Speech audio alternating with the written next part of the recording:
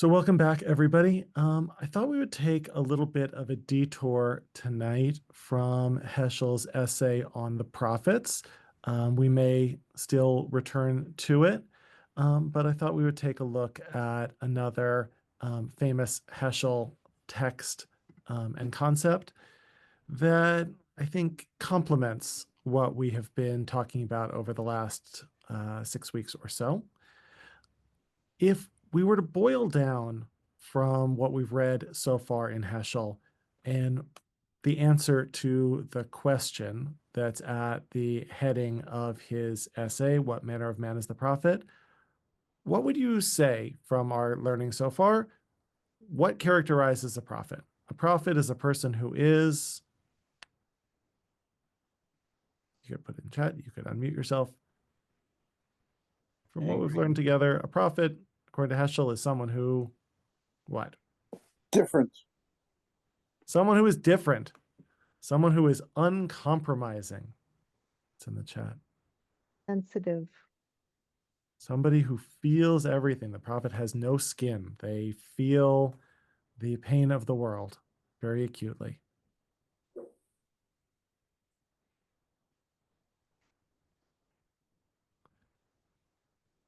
I hope the otherwise silence isn't a reflection on me as a teacher.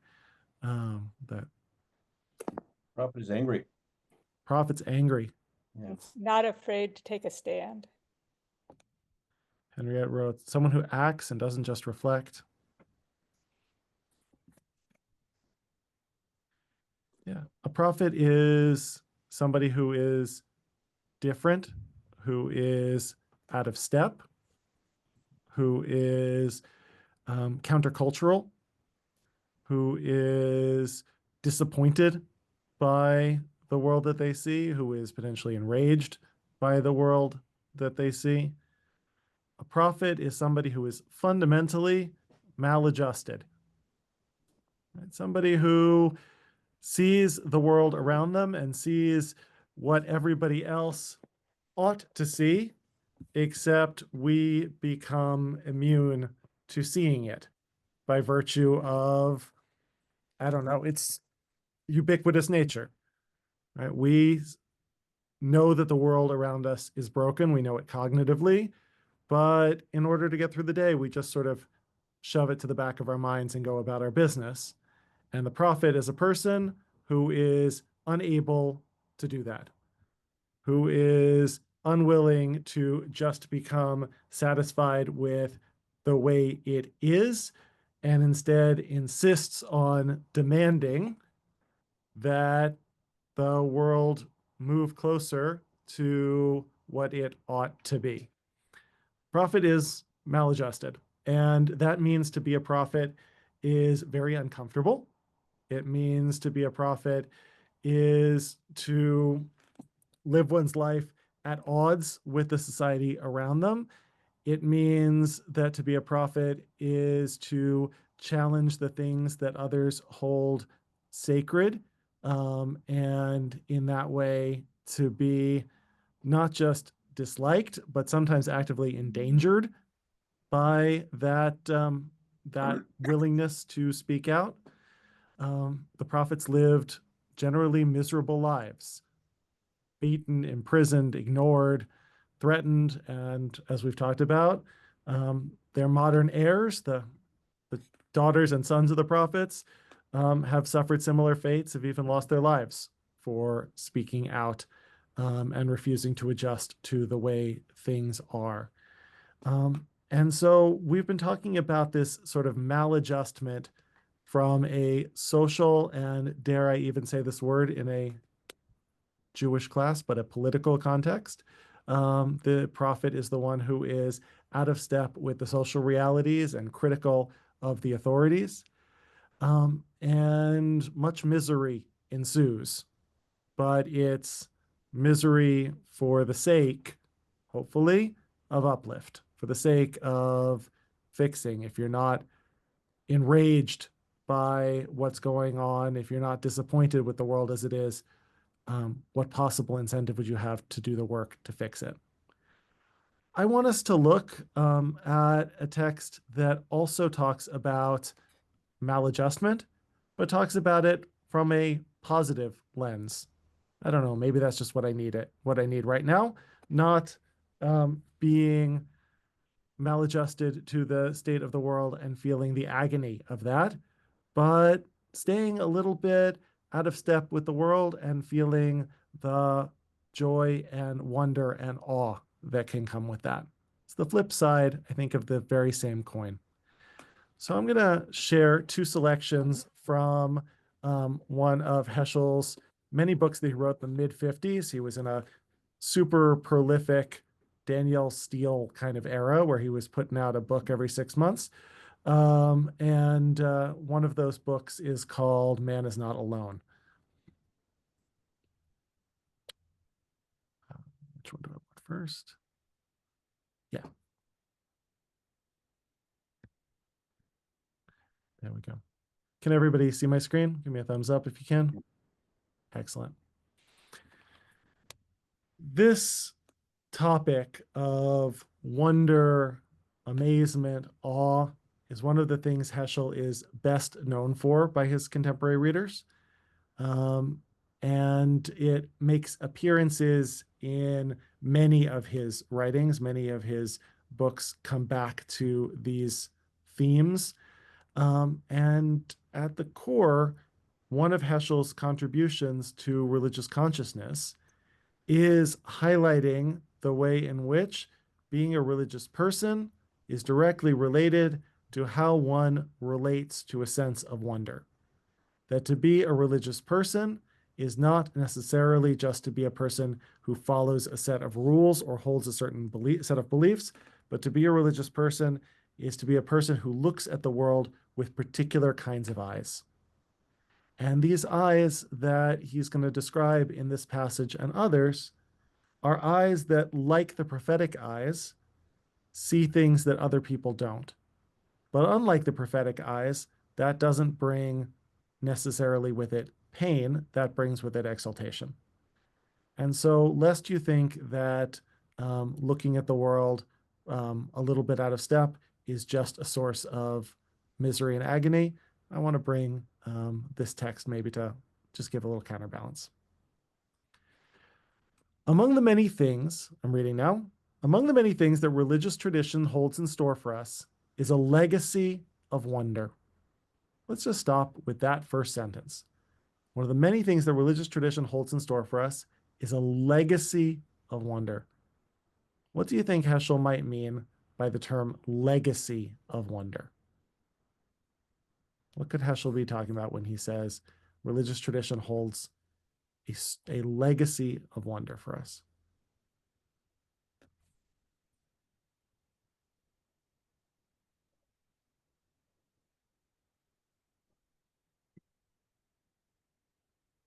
Come on, not all at once.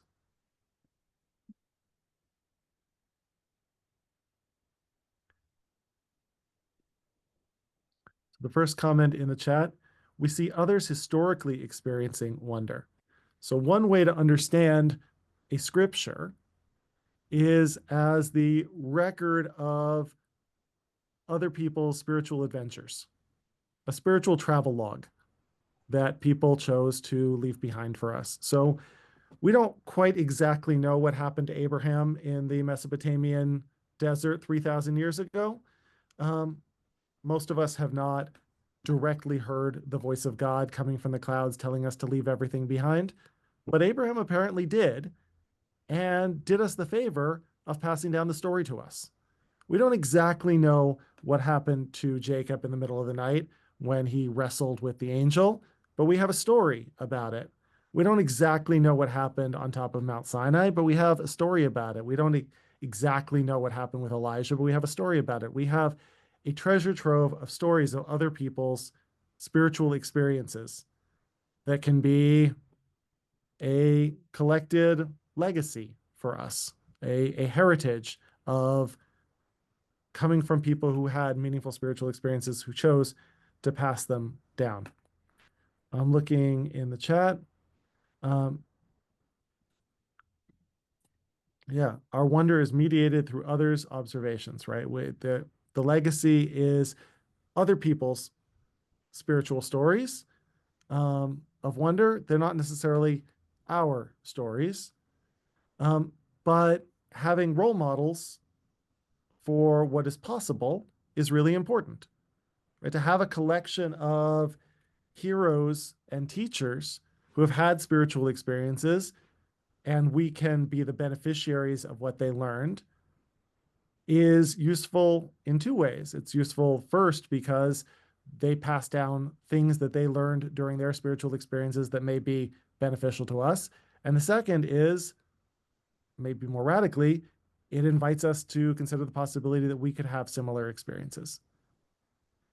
When I teach about Kabbalah, about Jewish mysticism, I teach that every religious tradition has a mystical branch. Right? There are Christian mystics and Muslim mystics and Hindu mystics and Jewish mystics. And what all mystics have in common is that they are not comfortable or not satisfied, rather, by just reading the accounts of other people's spiritual adventures. They want to go on an adventure themselves. Most normative religious people, Christian, Muslim, Hindu, Jewish, are good with reading other people's stories. I don't need to hear a voice come out of heaven. I don't need to wrestle with an angel. I don't need to have a direct encounter with God at Mount Sinai. My ancestors did that for me, and they're going to give me a collection, a legacy of wisdom that I can live by. But I'm not necessarily seeking that experience for myself. That's a normative religious approach. Within every religious community, there are going to be a minority of people who are going to say, not good enough. I don't want to just hear about the experiences other people had. I want to emulate that. I want to have my own experiences, and I want to use the various tools of mystical religion, meditation, chant, movement, self-denial, psychedelics, whatever it is. I want to use these tools to try to have my own experience. One of my Kabbalah professors that I had in rabbinical school said the difference between a normie and a mystic is like the difference between somebody who learns about love by reading Romeo and Juliet versus somebody who wants to learn about love by embracing their partner. Most people embracing their partner. Most people learn about religion by reading other people's religious stories. Some people want to feel it themselves, want to wrap their own arms around it.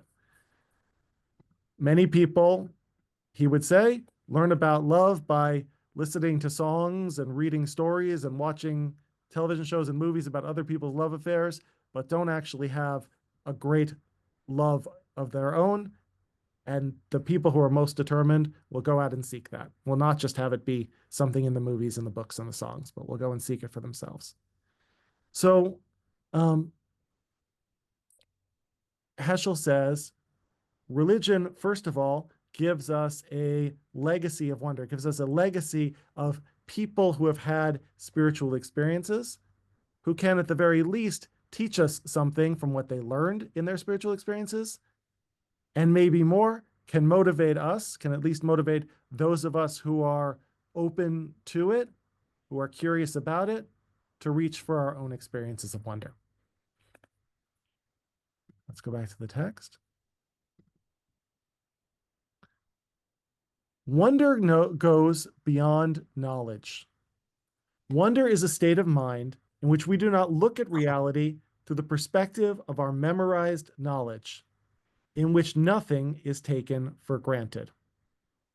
Wonder goes beyond knowledge. It's a state of mind when we don't look at reality through the perspective of our memorized knowledge, in which nothing is taken for granted. And that goes with the next paragraph. The surest way to suppress our ability to understand the meaning of God and the importance of worship is to take things for granted. Indifference to the sublime wonder of living is the root of sin. There are some sentences that you feel like you could spend, hours unpacking. This is a couple. What? Can somebody, in their own words, maybe a little bit less elevated?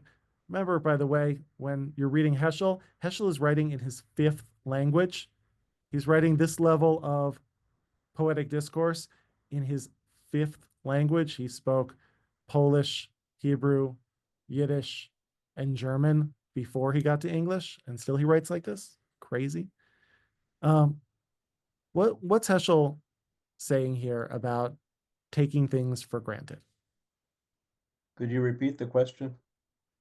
Who can just state this in their own words, just so we're sure we're understanding what he's talking about? Yeah, Alex, please.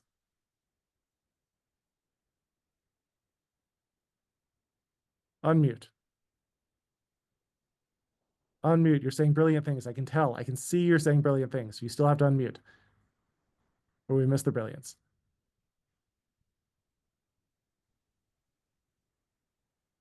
There we go. Wonder is all right. Indifference, taking for granted, you desensitize yourself. You desensitize yourself to the other.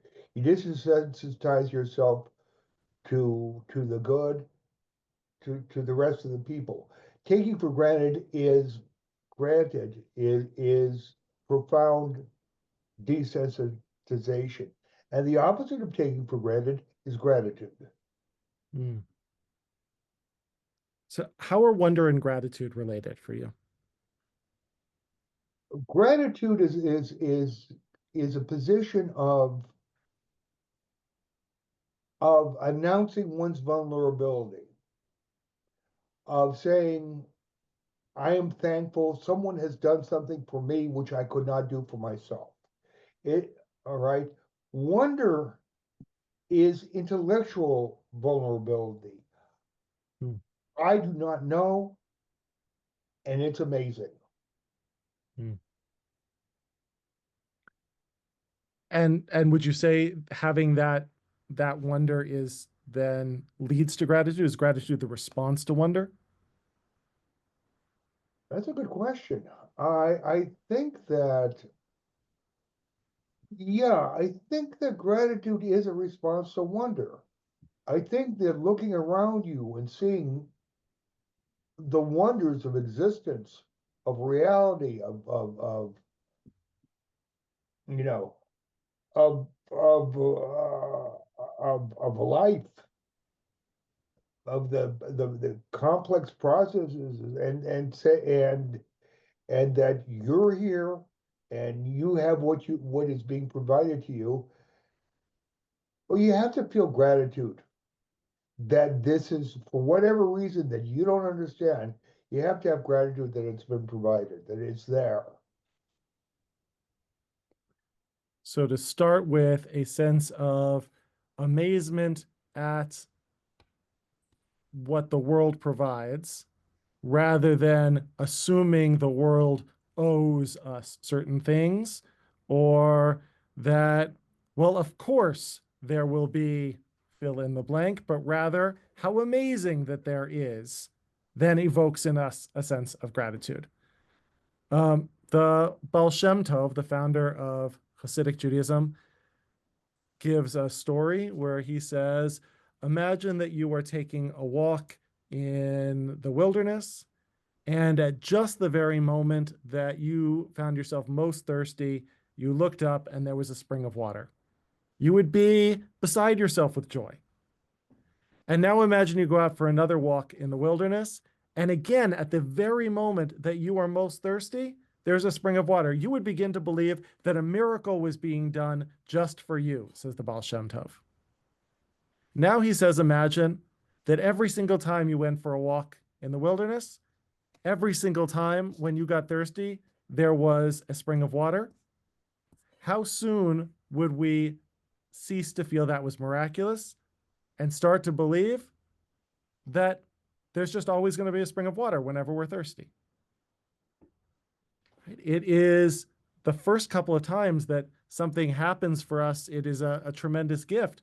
But when we are used to it just as a matter of course, it fades in its wonder, and we then fade in our gratitude. How many of us feel gratitude every time we turn on the faucet at home and fill ourselves up a glass of water? Chances are most of us don't on a regular basis, because we just assume it's going to be there, because it always is. Yeah, please, Sharon, and then Mark and Terry.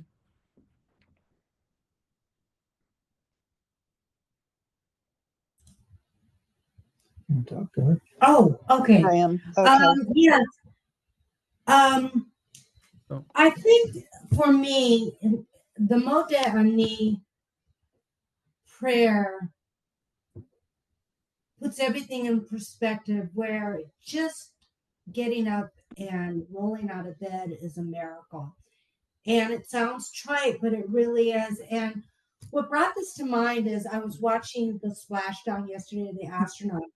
And one of the astronauts from a previous flight was, they talked, what were you most looking forward to?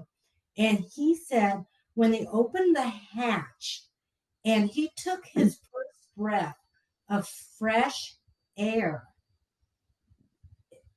and he's so joyful now. And that was 2.5 years ago. And he walks around and he just stops and he just breathes in, and is grateful for that. And so, anyway. We say the fish doesn't notice the water until, of course, it finds itself out of the water, and then it would probably be real grateful if it finds its way back into the bowl, right? Yeah. We don't notice the air around us, the air we swim in. How could we, unless we had the experience maybe of being somewhere beyond the atmosphere, an experience that most of us don't ever get to have, right? And that becomes then a state of maladjustment, right? It is maladjusted to wander around feeling the air around us rather than adjusted, just not noticing it. But there's something beautiful in that. There's a gift that astronaut is going to carry for the rest of their life, that they're not going to take the air that they breathe for granted. Thank you. Sharon, would you go next? Yes. Yes. What I was going to say was, although William Blake, of course, wasn't Jewish, it reminds me so much of his idea of the world of innocence and experience, because children are joyful, but their understanding of the world isn't the same as when they're adults, although it is a wonderful thing what they understand and how they understand. So the idea of a person going beyond the sin of not wondering is to somehow recapture childhood, but be an adult at the same time.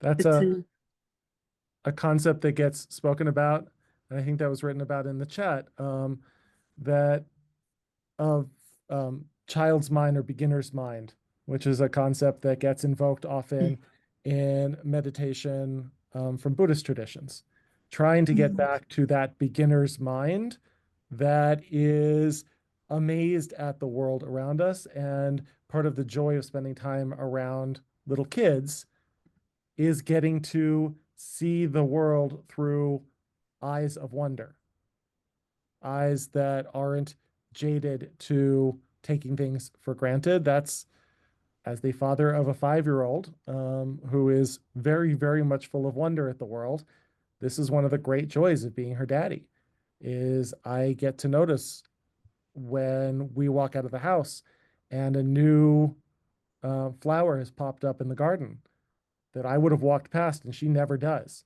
She spots it and says, "Oh my God, Daddy, look what came up overnight." Right? Those are eyes of wonder. And they help wake me up to the things that I would have otherwise missed. Yeah, Diane, please. Actually, very similar to what you mentioned, Adam and Sharon. I was going to say how just hanging around children, on the one hand, gives you that wonderment all the time. To me, it's a blessing, just as you mentioned with Gracie, with any child pulling up something that is wonderful, even though, just as you mentioned, Sharon, it is an innocence and a lack of knowledge, it still is a reminder of how we should be appreciating it.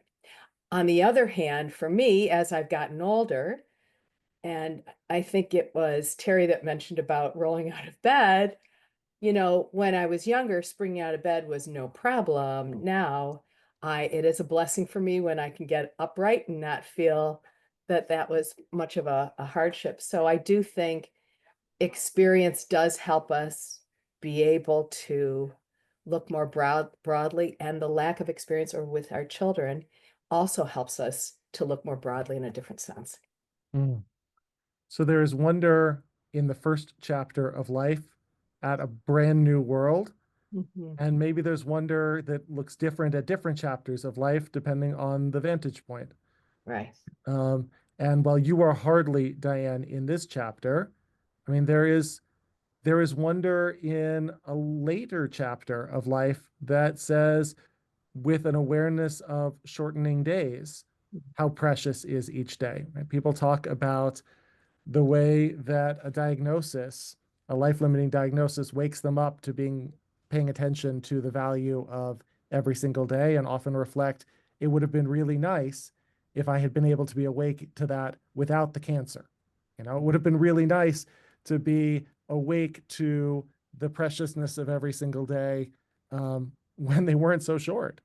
But the truth is most of us don't live in that space most of the time until we're forced to.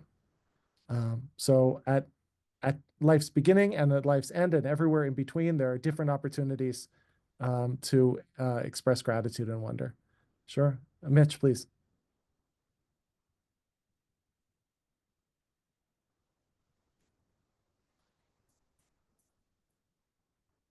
Mitchell, were you sharing? I'll get on now. Now I can Oh, share. there we go. Sorry about that. Oh, you're good. My my wonderment lies in, hold on one second. My wonderment lies in the fact that in life, in day-to-day experiences in life, like was being said, we can, without a religious context, have wonderment, have a context in which we can find wonder, whether it be like because of a medical issue, because something happens in our day-to-day world, from the point we're a child to the point where at the end of life. Excuse me one second. Go to someone else. I'm getting a call. I'm sorry. Fair enough. Ruth, please. My thought about the story you told about the water that shows up miraculously is that it's easy when you take things for granted, there's no discipline involved. And I think that wonder is lovely as a child, and it's lovely to just have it fall on you, but actually it's a discipline to make sure that you're looking for those pieces. They don't just happen to you, or I mean, they can happen to you, but they won't probably happen very often. So it's probably a habit and a discipline to look for those things and appreciate them. So thank you so much for that contribution. Wonder not just as a thing that happens to us, but as a muscle that we develop. We can become people who are more attuned to wonder. And what does religion at its best offer us? Maybe it offers us a toolkit for attuning ourselves to wonder. If we have this legacy of wonder, if we have these role models who had experiences of wonder, if we have these rituals that are meant to evoke sensitivity to life's transitions and to the majesty of the creation around us, at its best, religion is a tool for waking us up to wonder. Now, of course, religion can be utilized to do exactly the opposite. It can give us a strictly regimented view of exactly how the world is and the answer to every question, and tell us to stop wondering so much or we'll go to hell. But that's not Heschel's religion. Heschel's religion is a religion where you are supposed to wake up in the morning and say, as Terry said, Moda ani lefanecha, I'm grateful to you, God, for another breath. I don't take this breath for granted. And I'm going to make that a discipline to every morning wake up and say that, rather than to say, oh shit, it's 7 a.m. again, right? That's a discipline. to choose to say Moda Ani rather than to cuss out the alarm clock. Yeah, thank you. And Chuck.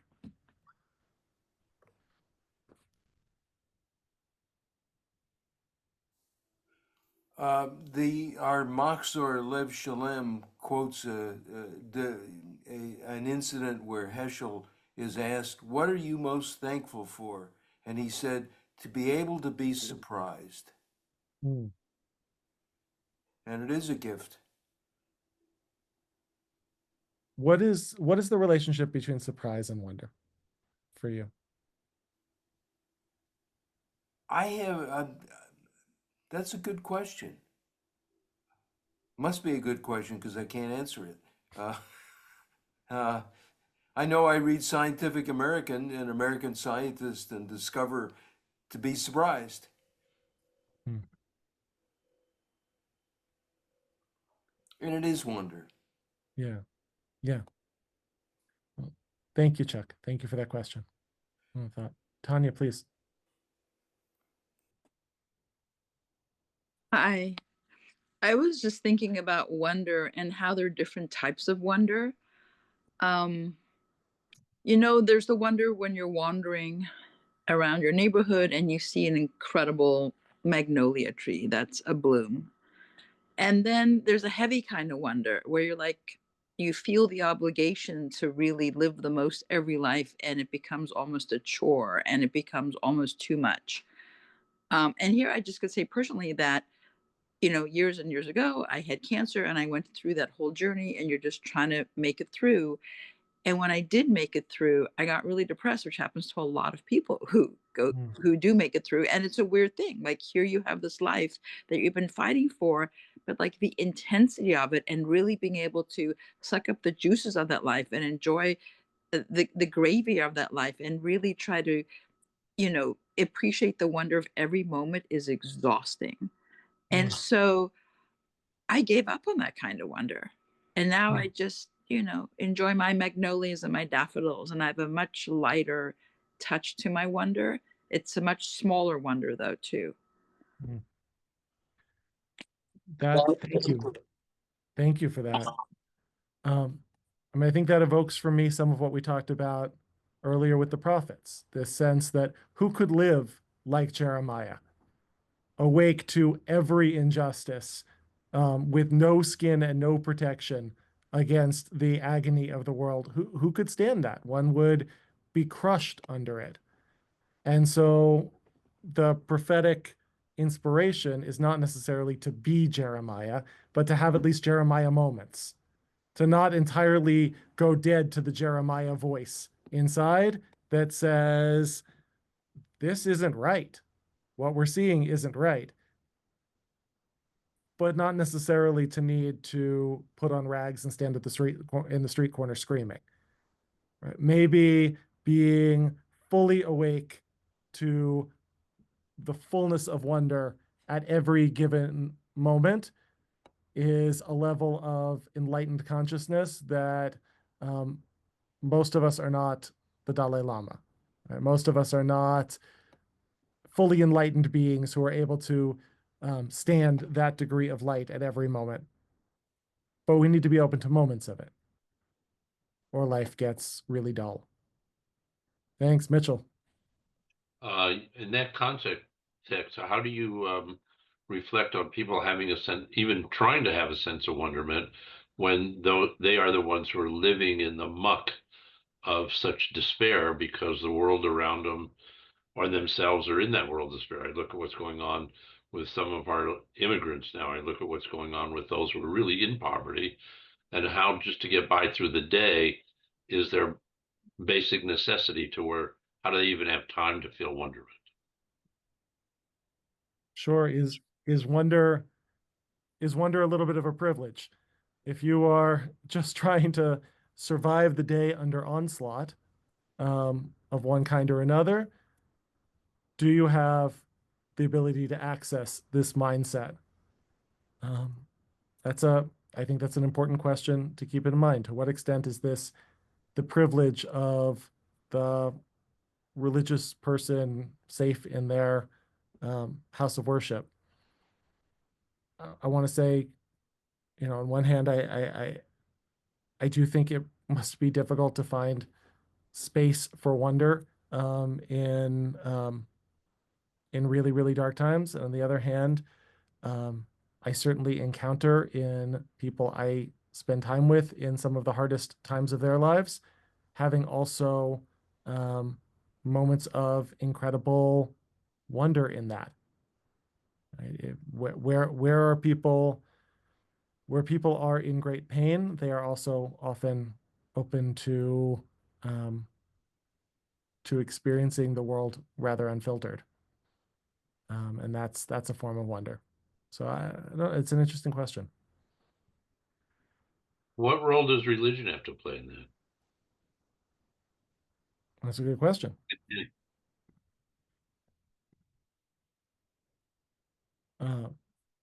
Well, I think one of the things that we've talked about is this idea that religion is a set of tools for evoking this. It's not the only set of tools, but it's maybe the most powerful set of tools that human beings have ever developed. This is a set of practices and prayers and rituals and texts that are meant to evoke in us the capacity for wonder.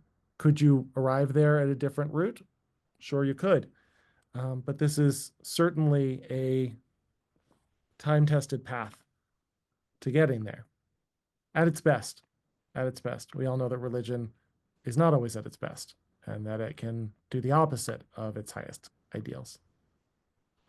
I do want to ask about that word sin. That was mentioned in the chat, and that last sentence. Indifference to the sublime wonder of living is the root of sin. We've talked about why wonder is good, why it's good to feel wonder. It evokes gratitude. It makes us, aware of our blessings. What's the opposite? What's wrong with not wondering? What's wrong with just saying the world is how it is, taking the world as it's presented? Yeah, Alex.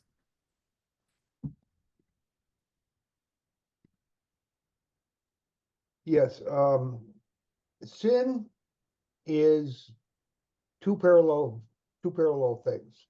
There's idolatry, which is treating things as if there were people. And then there's a more common sin that we're all occasionally guilty of, treating people like they were things. And this is what the lack of wonder leads to, treating people as if they were things. Wow. If we legitimately saw in the face of everybody the image of God, we legitimately saw that even in a flash, we would be obligated to treat them very, very differently. Yeah.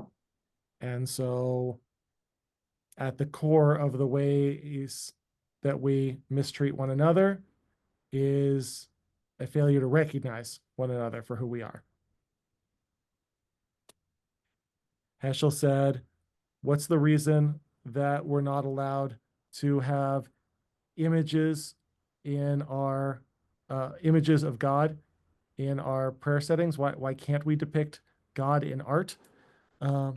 He says, because it's not for a risk that we're going to bow down to the picture. It's because that might cause us to not notice that we're surrounded by images of God. That if we paint God, we forget that we didn't need to actually do a painting. We just needed to look at the person next to us. Yeah. Yep. Couldn't agree more.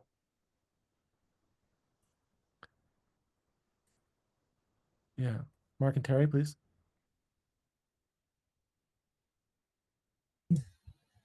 I think without wonder, there's no appreciation of anything, of life, of others, of existence, because everything is a wonder.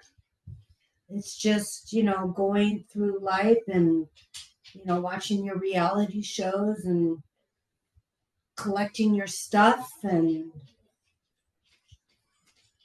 I don't know, just shallow and empty and having no grace to say thank you for what is. The Talmud says that one who enjoys the things of this world without a blessing is guilty of theft. That we are allowed to enjoy the literal fruits of the earth, that they are blessings to us, but we're supposed to say thank you. And if we fail to say thank you, if we come to feel that we are owed rather than that we are gifted, we are, the Talmud considers, stealing from God's bounty, not offering the proper payment, which is a word of thanks. Yeah. Tilda. I think Alex articulated a really pithy description of what is wrong, what is sinful. But this line from Heschel doesn't seem to interact with that at all. It doesn't seem like either of those things. In fact, if anything, it's about perceiving things, the world, the inanimate, in a particular way, with a particular perspective. Not to say that wonder can't be found in people also, but that is where I'd center it.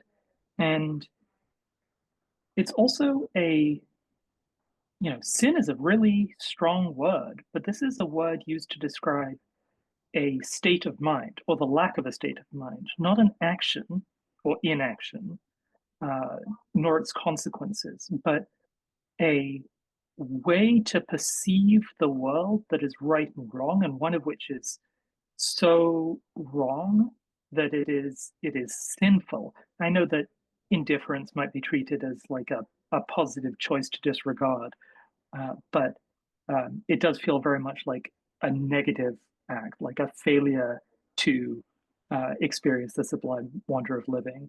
And I think that's a really strong statement, and it surprises me, this piece of text. It's such an interesting comment because, of course, we talk about the principle in Judaism that thoughts are not good or bad. They are neutral. Devarim shebalev eno devarim. Words that stay in the heart aren't words, or things that stay in the heart aren't things. Right? There is no sin in what was Jimmy Carter's famous line, I committed adultery in my heart. Right? You can't commit adultery with your heart. You need other body parts also involved.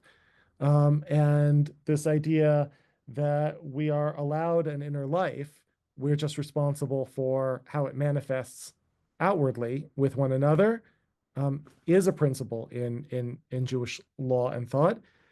I think, though, how I'm understanding Heschel here is not that indifference is sin, but indifference is the root of sin. Indifference is the source that then bears the problematic action. If we start to treat the world as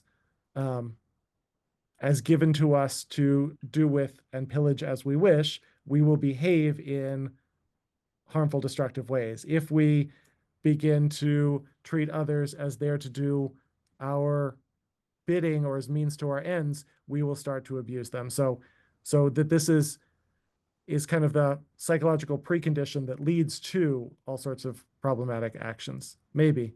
Why don't you respond to that before we bring in Diane? Yeah, I appreciate it as being described as the root of sin rather than sin itself. But my thought is that you can not have wonder, you can have banality while still having respect. You can face inwards without stepping on someone else's toes. You can not hold the fullness of their individuality and creativity and all the things that are possible in your heart while still gently stepping around the space that they occupy, not stepping into their bubble, not harming others.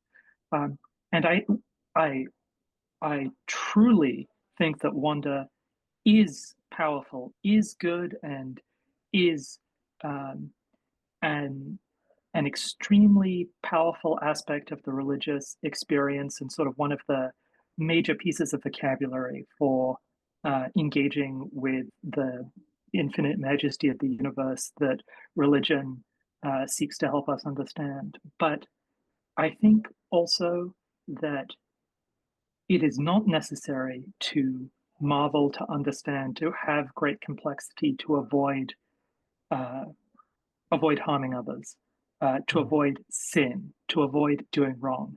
And in fact, I think that this linkage creates it makes me uncomfortable because I think that making it too complicated, placing too much work, requiring too much mindfulness to not do wrong, makes it seem like not engaging in positive harm is some complicated, difficult task. Now, the modern world is very complicated. It's difficult to avoid, picking something up off a grocery store shelf that wasn't made with slavery or with terrible harm to animals. But I think that that is not the sort of thing to which Heschel is referring here. And if we talk about the negative harms of indifference in the world, it becomes very difficult to take any action. It's sort of like the prophetic paradox of like, there's so much harm, where do you even start? How do you tolerate any of it? But I think that it is actually quite simple in your everyday life, in your interactions with others, not to harm them. I do not think you need wonder. I don't think you even need deep empathy. I think it is the shallowest, easiest thing in the world to see where other people's noses are and stop swinging your arm short of that. And I think that complexifying and mystifying that makes it seem, creates more of an excuse, creates more of a space for, well, how should I have known that it was wrong? I think it's easy. I think it's a very thoughtful critique of what Heschel is offering here. And when offered with your accent, it's even more convincing. I wonder, as this passage continues, right, what we'll do with just the first bolded, right? Mankind will not perish for want of information, but only for want of appreciation, right? Is that similarly problematic? Will we perish for want of appreciation? Do we have to appreciate this world in order to save it, or can we just live in it? Interesting, worth thinking on. Diane, please. Actually, brought him so many interesting points there, Tildy. One thing that you said is there could be too much mindfulness, and it's hard for me to picture that. Because I think when you're mindful, you're able to appreciate it. And there was something else that you said I wanted to comment, but that's not why. For you and for most of us here, because we're interested in this, I think the idea of doing good comes easier. There are people in this world who it does not come easy. They do not know where to hold off that hand. I really do believe that. And I kind of feel, I also have that reaction to the idea of it being the root of sin. Because it seems so strong. And yet, I think of on Shabbos, when we say the prayer over our children, it is a way for us to be mindful of the gift of birth, creation, the fact that we have these human beings that we never thought we would have. And I think that is by not, those prayers that we say are to avoid our indifference about how wonderful it is that we have kids and that we have that. And I don't think it comes naturally to a lot on that.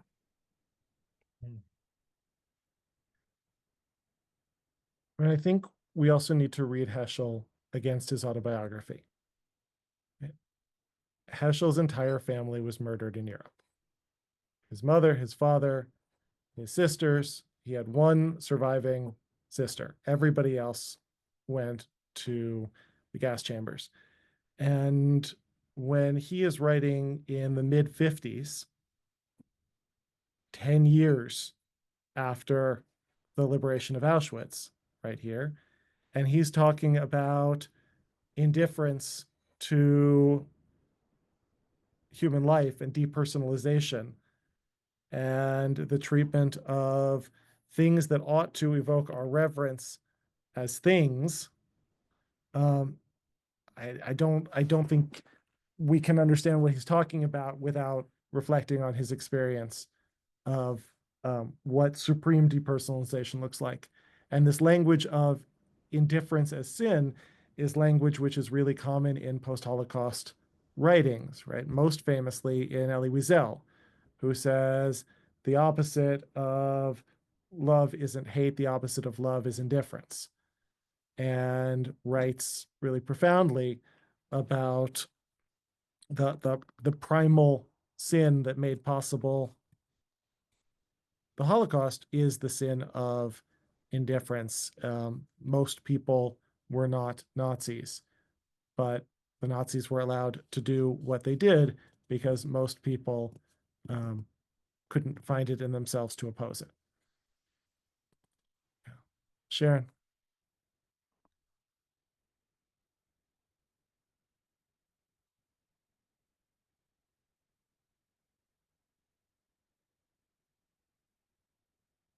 I was thinking, and I wrote it in the chat, that to be too mindful in a sense is to lose yourself, because if you're watching for everything that is in a sense around you, although it could be within you too,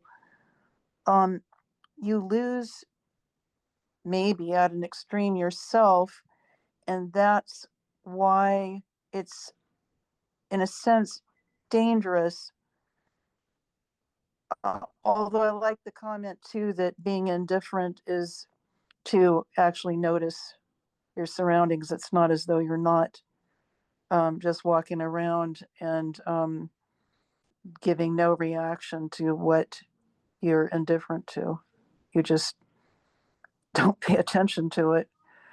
It's very confusing because people who have great empathy could be said to negate their ego in some way as well, because they are so full of the otherness of things that it becomes very difficult to survive as a person. I know this is,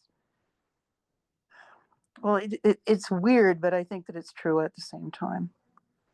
To crush your ego totally from mindfulness is maybe not such a good thing for most people in order to survive as people in society. That's what I'm saying. I think we might be thinking that Heschel is asking more of us here than he actually is. I don't know if he's asking for us to be in a state of ongoing enlightened consciousness, mindful of every breath and every sip of water.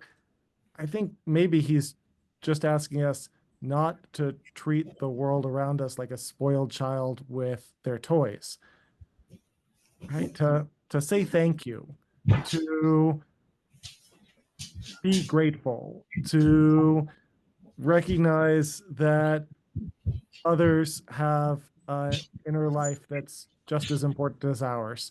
Like, these are relatively baseline things. If it was required for all of us to reach enlightenment before we showed kindness and to utterly negate our egos in order to be able to avoid sin, that would be too high of a bar. If all he's asking is basically try to stay awake to the world around you and try not to take it for granted, that seems like a reasonable moral bar to set. No? Terry? I agree with that, and I love the way that you described that. I think it's really important not to be indifferent. I feel like we are all in a pot of slow boiling water, and we're the frogs, and we are somewhat indifferent. and I don't want to get too political, but what's happening out in the world is right now is terrifying. There's a lack of appreciation for others and for our environment and for our political system and for just the basics of life. And there's one thing after another that's being taken away from us. And I feel that people are indifferent. I feel like I'm running around with my hair on fire, and I talk to other people and they're like, it's fine. It's okay. It's all going to settle down. And I'm like, no. So I don't know. Well, I brought this text tonight, and I think we'll need to come back to it because I have always, in my reading of Heschel, sort of divided Heschel writings into two categories. There are the moral political writings, and there are the spiritual theological writings, right? There is the prophets and his essays on civil rights and on his opposition to the Vietnam War and on our moral responsibilities to one another. And then there's a whole collection of Heschel writings about the value of the Sabbath and the meaning of prayer and the nature of spirituality. And I've sort of had a wall between those two genres. And what I was realizing in preparing for tonight was they actually rhyme a whole lot more than I was giving credit. That the writings that we have read so far about the prophetic charge to justice are all predicated on being awake to the world around us and not becoming indifferent to that which many vested power interests would have us see as just the way things are, and rather continue to feel the intense ache for how broken things are so that we can stay motivated to do something. And this piece of writing, which I would think of much more in the camp of a spiritual essay, how we think about our prayer lives, staying open to wonder, waking up each morning with Modeh Ani, saying blessings before we eat, is actually really quite similar. It's about not taking the world at face value, but rather seeing clearly what is and what could be, seeing clearly the way in which we have a choice to take things for granted or to see them as gifts, and in which that level of indifference can lead us to a host of both spiritual and interpersonal sins.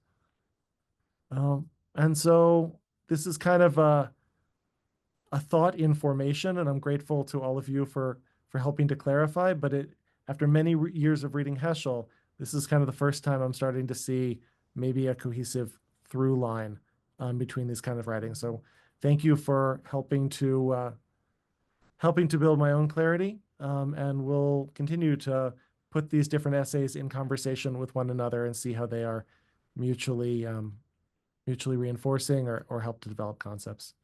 I think we're out of time here. So Howard, we'll hear from you the next time. But I wish you all well. Have a great evening, a great week, and hope to see you again soon. Bye now. Thank you, Rabbi. Awesome. Thank you. Thank you. Thank you.